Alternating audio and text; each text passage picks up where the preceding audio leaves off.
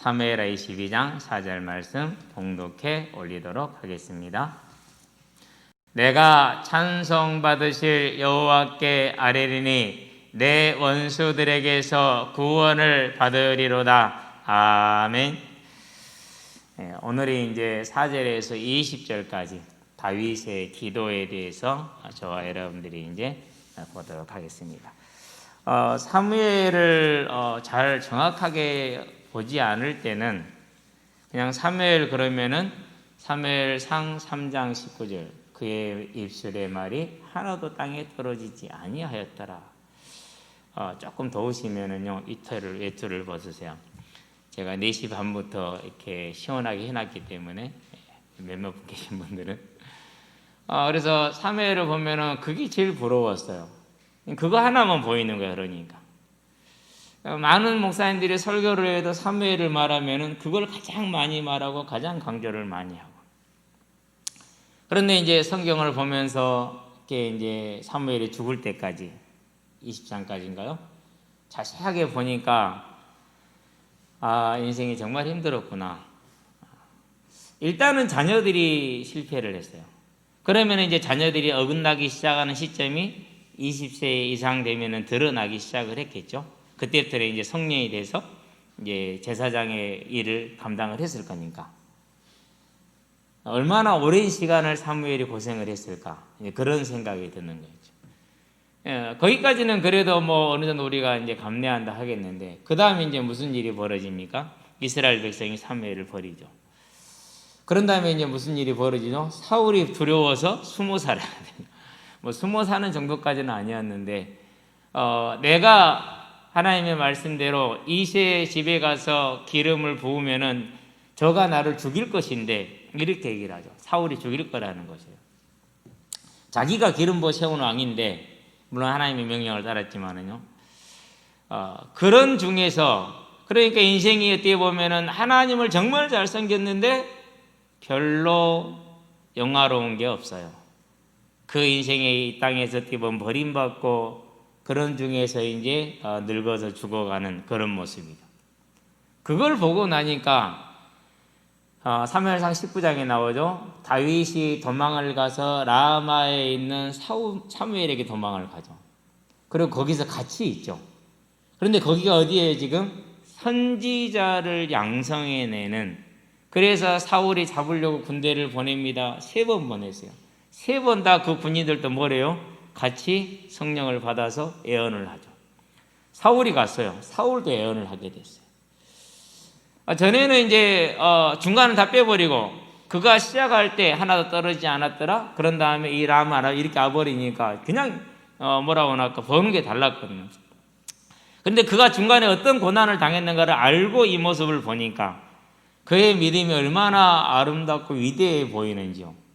그렇게 버림을 받고 배신을 받고 두려움 가운데 그렇게 천시를 받은 건데, 그럼에도 불구하고 이스라엘을 사랑하고 하나님을 사랑하여서 자기가 할 수 있는 최선을 다하는 삶, 인생의 롤 모델 같아요.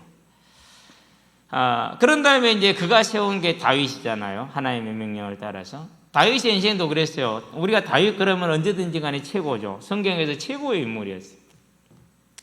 근데 다윗의 삶을 보고 나니까 최고의 인물은 아닌 것 같아요. 물론 최고의 인물은 맞는데, 그전에는 그가 안았던 그 삶의 고난을 보지를 못했어요. 고난을. 일단은 10여 년을 쫓기는 삶이 분명히 쉽지는 않죠. 그렇죠? 그러고 나서 이제 7년여간의 이제 사울과의 전투를 끝내고 이스라엘의 왕이 되죠.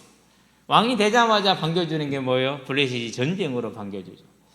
거기까지는 괜찮아요. 주변의 모든 민족들을 정복에 들어가는 그 정도까지는 괜찮죠. 어느 시점에 가서 집에 본인이 무슨 일이 벌어졌어요? 이제 범죄를 범함으로 인해서 그때부터 시작된 하나님의 교정 작업, 다윗을 원래의 모습으로 회복시키기 위한 하나님의 교정 작업, 다윗에게 은혜를 베푸시기 위한 하나님의 작업, 그게 뭐죠? 이제 그것이 이제 하나님의 징계가 내려지기 시작을 하죠.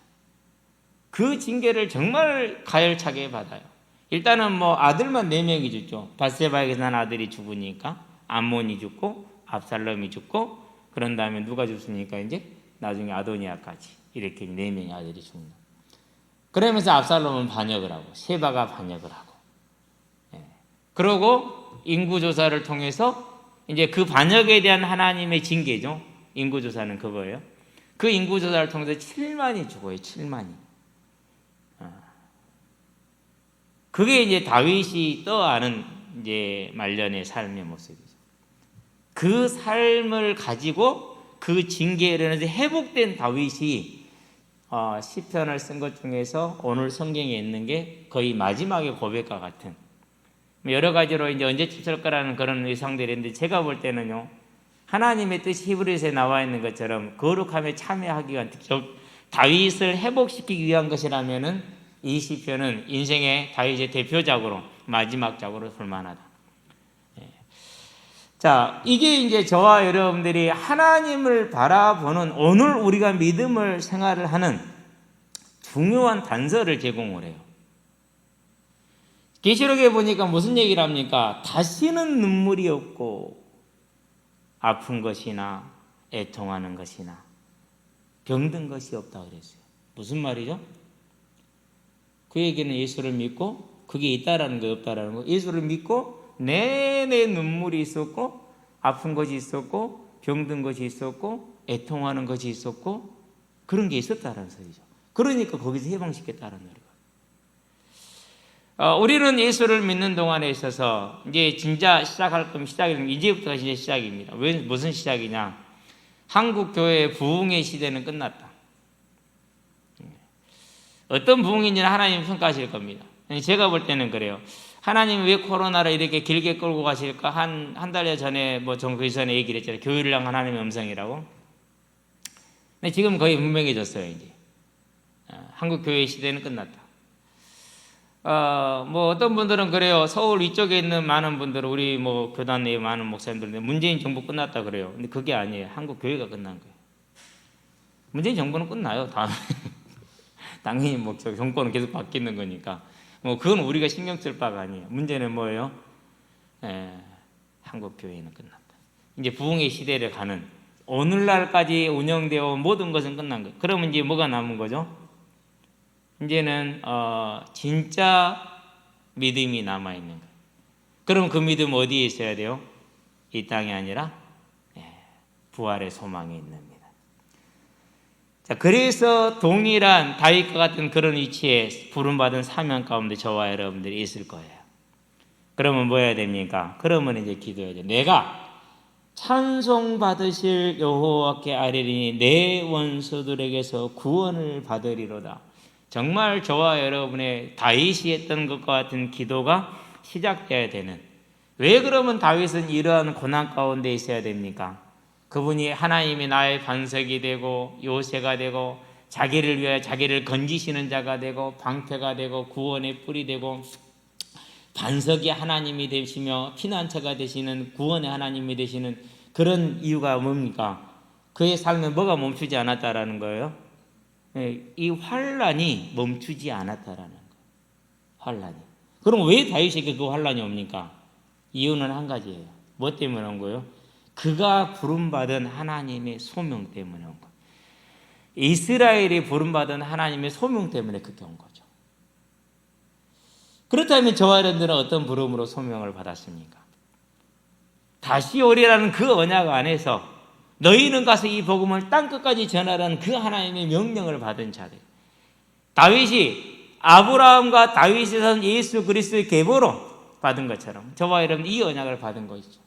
그렇다면 저와 여러분들에게 뭐가 있다라는 거예요? 이제 다윗이 걸어갔던 이 싸움이 있을 것이고 이제는 본격적으로 시작이 될 것이고 저와 여러분들에서요 이 다윗의 기도를 통해서 어떠한 환경과 문제 속에서도 두려워하지 말고 당황하지 마시고 낙심하지 말고 하나님께 간구함으로 하나님의 역사를 체험하고 우리가 영광스러운 날을 맞이할 수 있게 되기를 주의 이름으로 축원드립니다.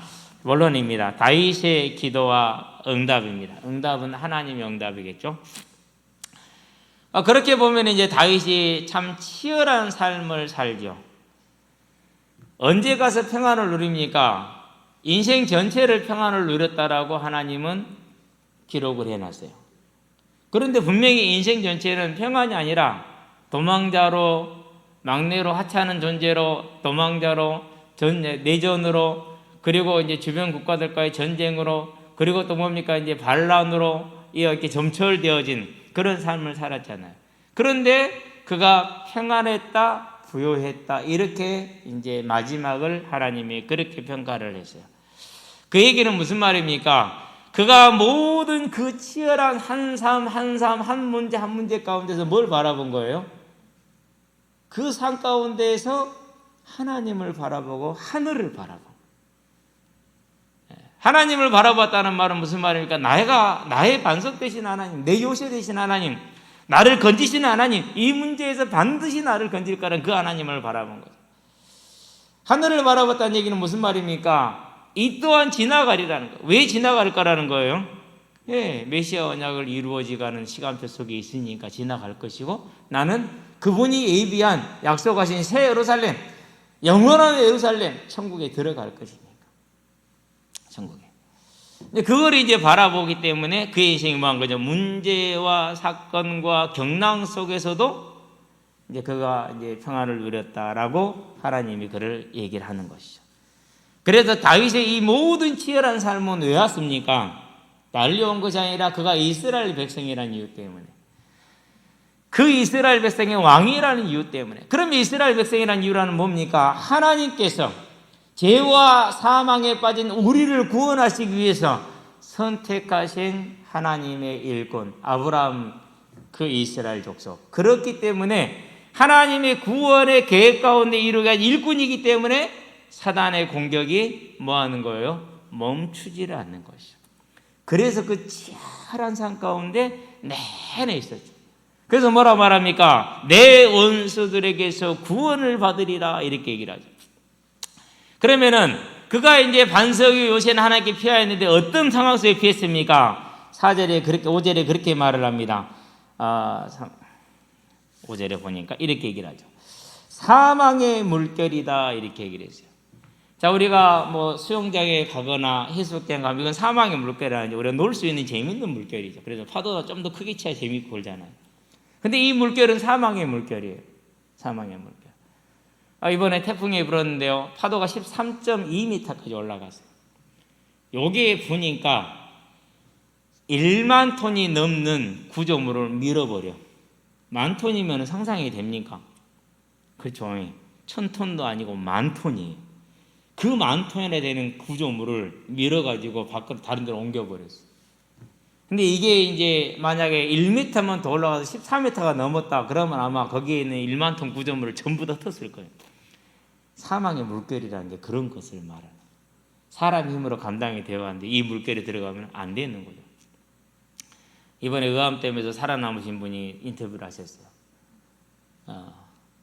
하여간에 부유물을 꽉 붙잡고 있었는데 한순간에 그 댐으로 빨려 들어가야 돼요. 그래서 이제 몸을 웅크렸대. 피하면 죽는다. 꽉 웅크리고 있었는데 1시간 만에 13km를 떠내려간 거예요. 1시간 만에. 떠내려가다가 살려달라고 몇 번 외쳤는데 사람들이 두리번만 하고 자기를 못 보더래. 근데 어떤 아줌마가 자기를 보더니는 핸드폰을 꺼내더래. 그래서 내가 살았구나, 살겠다라는 생각을 했대요. 뭐가 있으니까는요, 구조대를 생각을 했으니까. 그러고 떠내려가다가 이제 민간의 이제 수상업체에 이제 배에 발견이 된 것인데요. 아마 평생 물만 보면은 두려울 거예요. 사망의 물결이라는 게 이런 거예요. 사망의 물결이라는 것이 어마어마한 것이, 그렇죠. 불의의 창수라고 그랬어요. 창수란 말이 무슨 말입니까? 넘치는 물을 말해요. 우리가 50일, 54일 장마를 겪어봐서 알잖아요. 넘치는 물. 근데 여기서 불의는 벨리알, 세바를 말할 때 벨리알, 우리가 봤죠. 폭력적인, 파괴적인 그런 이제 물을 말하는. 그러니까 사망의 물결, 그런 다음에 불의의 창수는 같은 말이에요. 무슨 말입니까? 하나님을 경외하지 않는 자들로부터, 하나님의 대적들로부터 하나님의 일꾼을 향해서 다가오는 그 죽음의 그림자, 죽이기 위한 그런 그림자를 이렇게 지금 표현을 하고 있는 것이죠.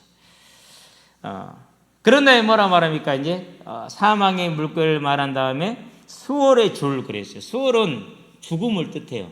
음부를 수월이라고 표현을 해요. 우리가 가지고 있는 이 사후의 세계에 대한 개념하고 이 당시 히브리인들이 가지고 있는 사후의 세계에 대한 개념이 달라요. 조금씩 달라요. 네. 그래서 이때는 죽으면은 끝이라는 그런 뉘앙스가 아주 강했어요. 그러니까 수월의 줄에 묶이면 어떻게 되는 거예요? 끝나는 거예요. 이 수월의 줄 다른 말로 표현하면 뭐라 표현했습니까? 이제 수월의 줄을 나르고 사망의 올무 이렇게 그랬어요. 줄이라고 표현됐잖아요. 사망의 올무, 또 사냥꾼의 도구예요. 마치 사냥꾼이 자기를 사냥하려는 듯이 자기가 쫓겼다라는 걸 말해요. 실제로 그렇죠. 사울왕을 피해 도망갈 때 3천의 군사가 그를 쫓아왔어요. 3,000명이면 솔직히 너무 많죠. 24장 2절에 사무엘상에 26장 2절에 되다 보니까 또 3,000명을 뽑아서 다윗을 쫓아다니죠. 그래서 26장에 뭐라 말합니까? 왕이 메추리를 잡으려는 것처럼 나를 잡으러 나왔나이다 이렇게 얘기를 했어요. 왜 메추리를 들었을까요? 토끼도 아니고 꽁도 아니고 가장 흔한 새, 가치 없는 새, 아무 가치가 없는 새, 잡기 제일 쉬운 뭐 활도 필요 없어요. 개 한 마리면 돼요. 그냥 날아봤자 20-30m밖에 못 나르기 때문에 그 다음에는 못 날릴 힘이 없어가지고 그러니까 한번 푸르르 날고 끝이라.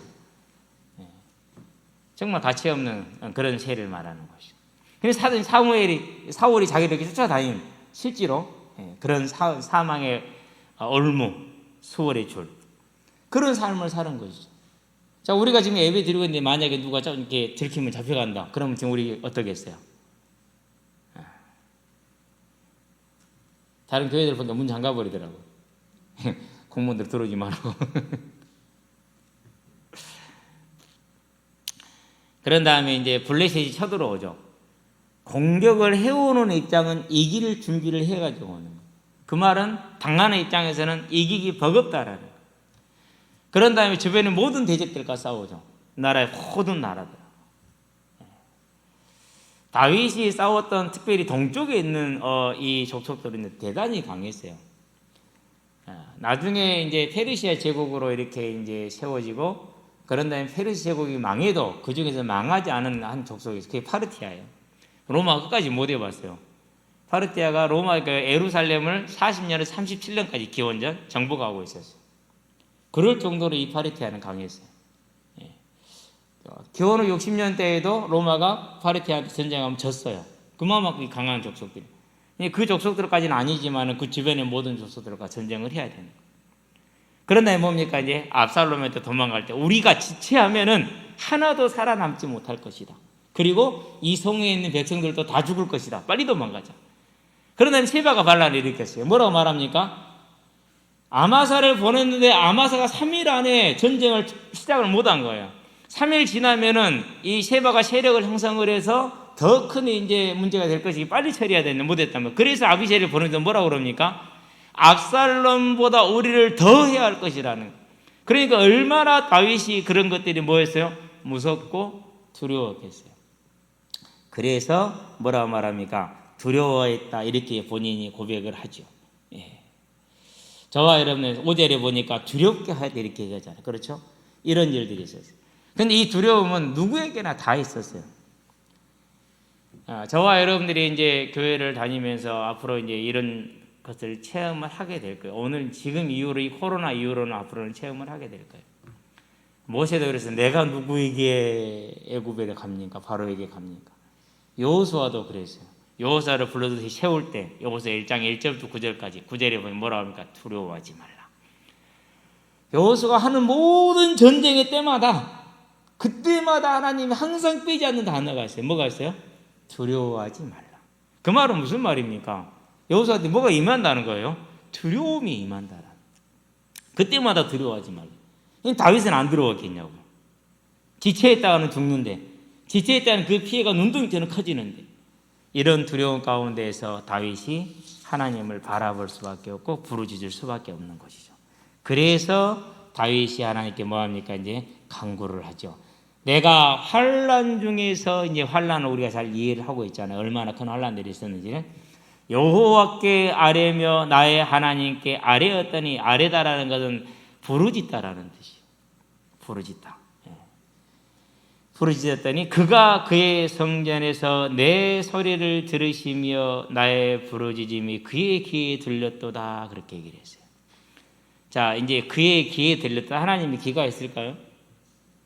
이제 이런 걸 가르쳐서 이제 우리의 본인이 확신을 가지고 분명히 들었다라는 이런 표현을 사람과 하나님을 같이 표현, 동형, 같은 모양으로 표현할 때 신인 동형론이다, 이렇게 얘기해요. 또는 하나님이 분노했다, 질투했다, 후회했다, 이런 표현을 써요. 그런 것은 사람하고 똑같은 성질이잖아. 성품이잖아요. 동성론이라고 그래요. 신인, 동형, 동성론. 제일 심한 게 어디예요? 그리스 로마 신화죠. 그건 아예 그냥 똑같아. 똑같아. 근데 이제 이런 표현을 시적으로 써서 뭐 하느냐? 전달을 위한 시적인 표현인데, 하나님이 그의 귀를 기울이시고 들으셨대요.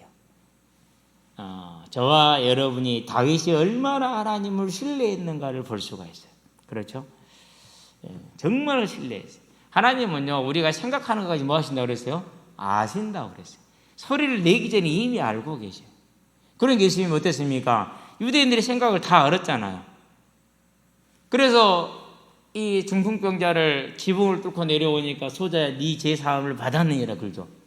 그러니까 사람들이 그저 뭐라고 그래요? 지가 누구간데 죄를 용서하냐, 이 생각을 하고 있었어요. 그러니까 뭐라고 그럽니까? 너희가 어찌 그리 생각하느냐? 인자가 죄를 사하는 권세가 아닌 줄 너희가 알지 못하느냐? 곧 메시아는 하나님이라는 걸 너희가 알지 못하느냐? 요 얘기를 하는 것이죠. 그러니까 굳이 뭐 귀를 기울여 드려야 들립니까? 안 그렇잖아요. 그냥 들려요. 그런데도 이렇게 표현을 했을까요? 하나님이 자기를 분명히 지키시고 보호한다라는 것을 이렇게 시각적으로 지금 표현을 해주는 것이죠. 이에 땅이 진동하고 떨며 하늘의 기초가 요동하고 흔들렸으니 그의 진노로 말미암음이로다. 그의 진노란 말은 무슨 말입니까? 다윗의 사적인 일이 아니라는 거예요. 다윗의 사적인 일도 누구의 것이라는 거예요? 하나님의 것이라는 거예요. 그러니까 하나님을 대적했기 때문에 하나님이 진노를 하시는 거죠. 그래서 뭐였어요? 땅이 진동하고 하늘의 기초가, 시편 18편에는 산의 기초라고 이렇게 표현했어요. 사도행전 5장에 뭐합니까? 땅이 흔들리고 지진이 일어났다고 그랬어요. 그렇죠? 사도행전 16장에 어떻게 그랬습니까? 사도 바울과 바나바가 기도할 때 터가 흔들렸다고 그랬어요. 실제로 그런 역사도 일어나요. 근데 여기서는 이제 비유적인 표현이죠. 무슨 비유적인 표현이에요?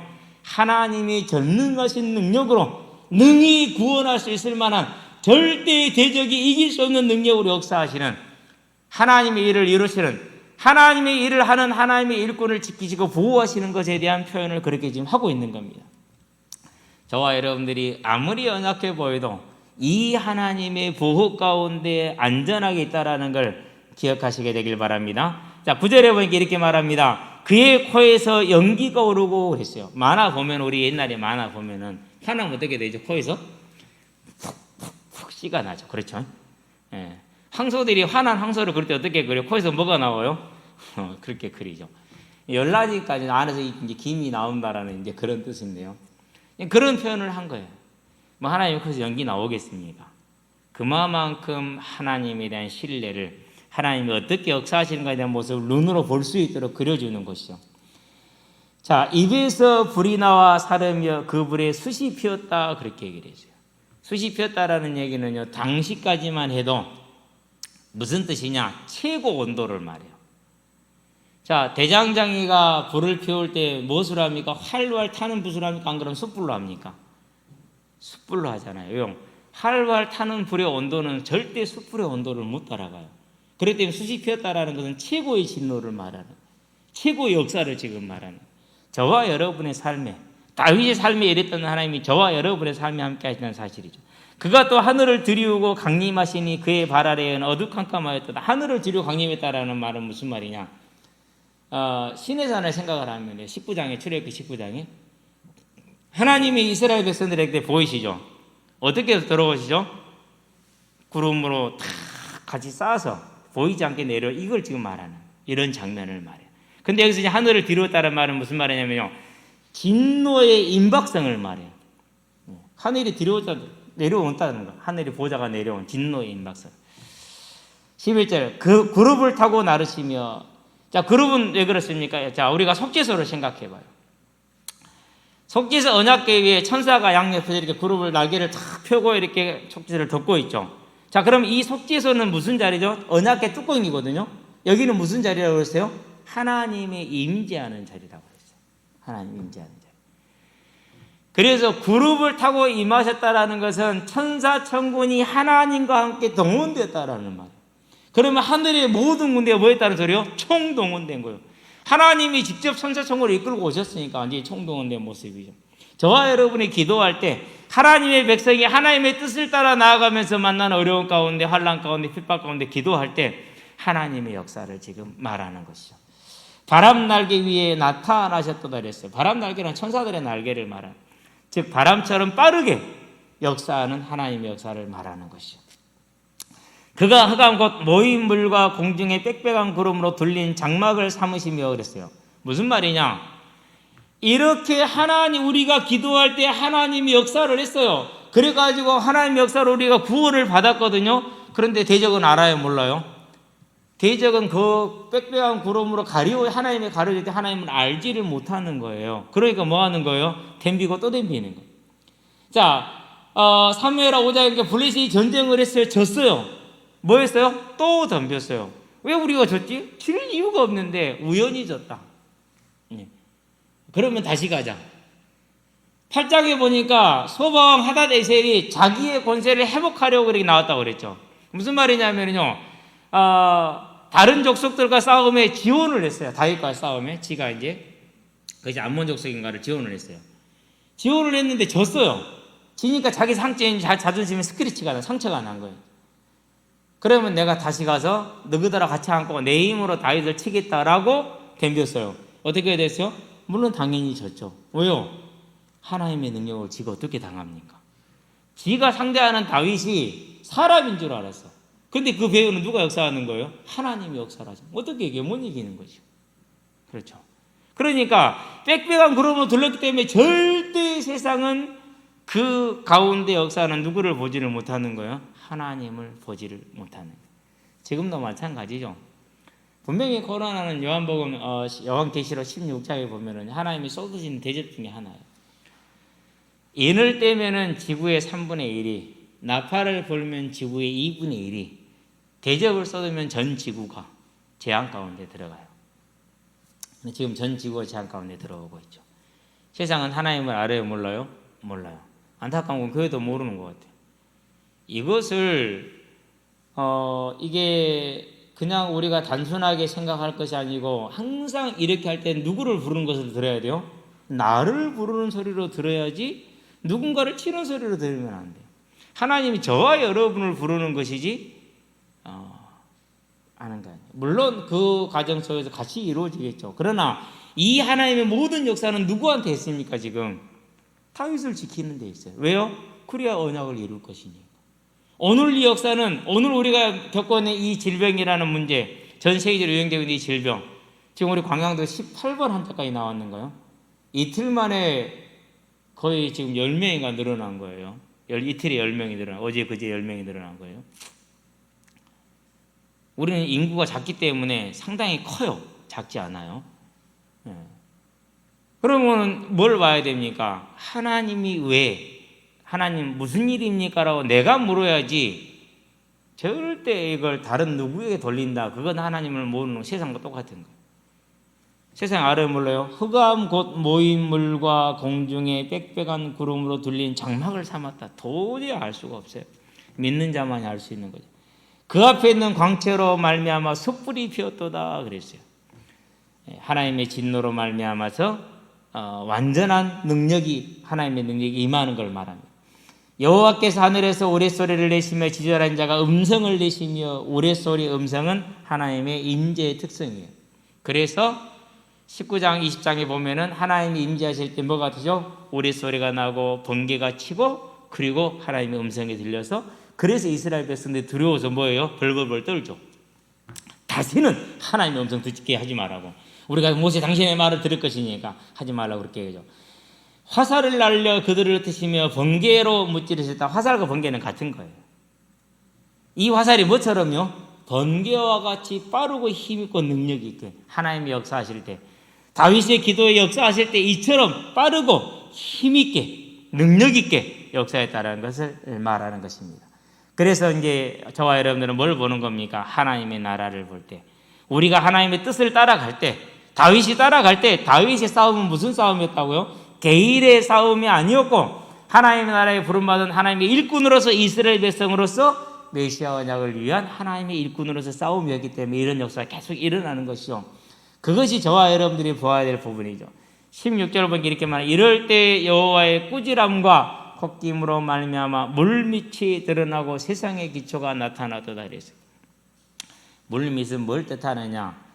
물은 죄를 뜻해요. 사단의 세력의 근거지를 뜻해요. 그래서 계시록 17장인가요? 물에서, 바다에서 누가 올라오죠? 음녀가 올라오고 용이 올라와요. 그거는 이제 사단의 그렇다는데, 그 못이 드러나서 뭐가 드러났다는 거야? 사단의 권세가 미천이 다 떨어졌다는. 이건 뭘 말하는 겁니까? 다윗이 내 삶에서 임하는 하나님의 승리를 통해서 뭘 본 거예요? 예수님의 십자가 대속의 죽음과 부활을 보는 거예요. 물밑이 드러났다. 네. 그리고 세상의 기초, 죄악의 기초, 사단의 기초가 드러났다. 다 뽑혀버렸다는 소리지. 네, 뽑혀버렸다는 소리. 예수님이 뭐까지 본 거죠? 내 삶의 작은 걸 통해서, 내 삶의 지금 이 시대 역사는, 이 시대 역사는 역사에서 잊혀질 것이지만은 하나님의 나라의 영원한 걸 바라본 것이죠. 다윗의 시선이 그래서 어디에 있는 거야? 항상 먼 하나님의 계획을 확신에 오늘 눈으로 보는 거죠. 어디서요? 내 일과 사건 속에서. 그게 다윗의 길이 그렇다라는 거예요. 저와 여러분이 보아야 될 하나님의 나라이고 하나님의 역사인 줄로 믿습니다. 보시게 되길 바랍니다. 자, 이렇게 하나님이 그 물 밑까지, 사단의 권세까지 완전히 다 깨뜨려 버렸기 때문에 다윗이 이제 뭘 노래하는 겁니까? 그래서 하나님을 기뻐하는 17절 얘기를 하죠. 그가 위에서 손을 내미사 나를 붙드시며 나를 위해 나를 건지시는 자라고 그랬죠. 많은 물에서 나를 건져내셨도다. 여호와는 나의 건지시는 자. 18절, 나를 강한 원수와 미워하는 자에게서, 강한 원수 사단, 미워하는 자, 사단의 일꾼들 건지셨으며 그들은 나보다 강했기 때문이로다. 그렇게 얘기했어요. 다윗이 육신적으로 싸움을 잘하고 자기를 자랑한 것이 아니고 분명히 이 싸움은 영적인 전쟁이고 하나님의 능력으로만 이길 수 있다는 걸 고백을 하고 있는 것이죠. 자, 이 고백을 하나님은 뭐라고 기록을 했어요? 사무엘하 7장 1절에 보니까 다윗의 주변에 모든 대적을 다 무찌르고 평안히 거하게 하는 때에 이렇게 고백했죠. 그러니까 하나님이 말씀하시는 것과 다윗이 노래하는 것이 뭐예요? 지금 이제 하나로 딱 연결이 되죠. 그렇죠?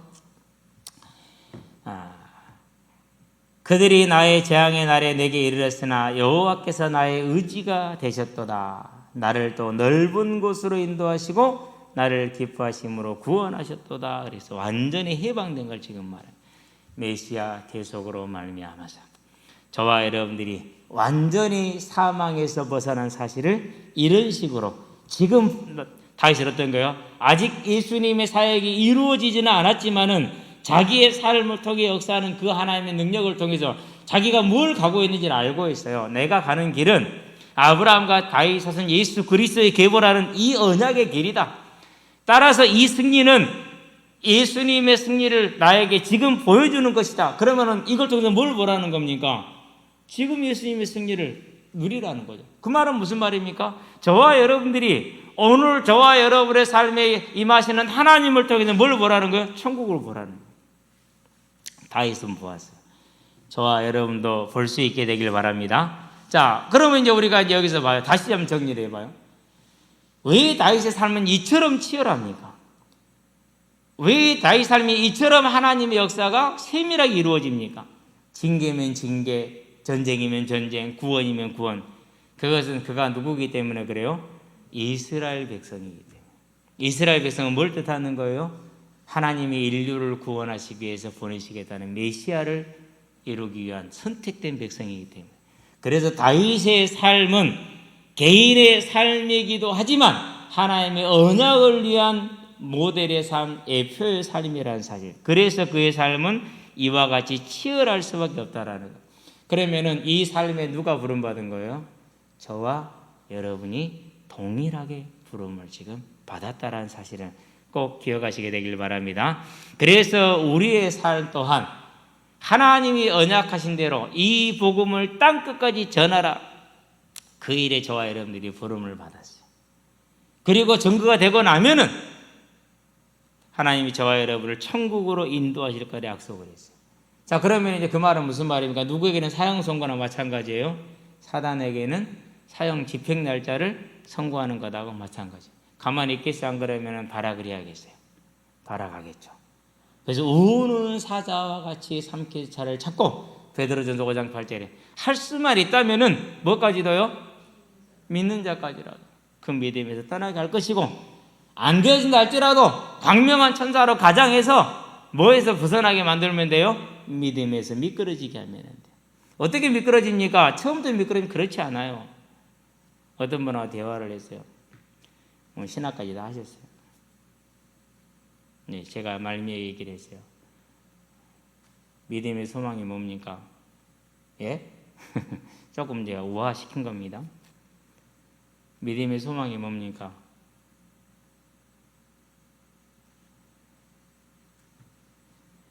사도 바울이, 사도들이 초대교회가 죽기까지 믿음을 지킨 그 이유가 무엇이었습니까?